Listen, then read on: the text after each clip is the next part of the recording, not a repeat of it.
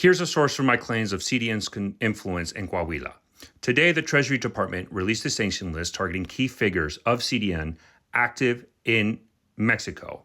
And in the sanctions list, the Treasury Department of the United States highlighted how CDN has a strong influence over Coahuila that they leverage to push drugs and migrants across the United States, specifically singling out the presence of Eagle Pass and Piedras Negras, and how CDN uses Piedras Negras to push drugs and migrants into the United States.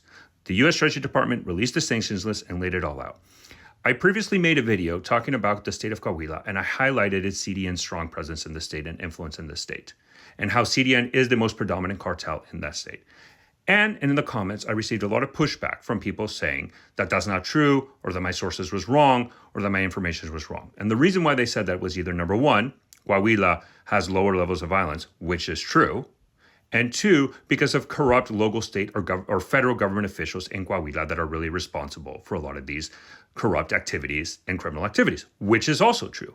Coahuila is a lot safer, specifically compared to Chihuahua, Nuevo León, Tamaulipas, or Zacatecas, has a lot lower violence, and is considered one of the safest states in Mexico. That is 100% true. And two, yes, there are government corrupt officials involved in a lot of criminal networks, not only in Coahuila, but across Mexico.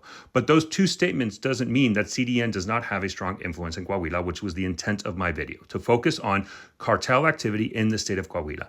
And today's Treasury Department sanctions list clearly lays this out and states without any doubt whatsoever that CDN has a strong influence in Coahuila and leverages Coahuila, specifically Piedras Negras, to push drugs and migrants into the United States. You can check out the sanctions list on the Treasury Department's website, specifically under OFAC.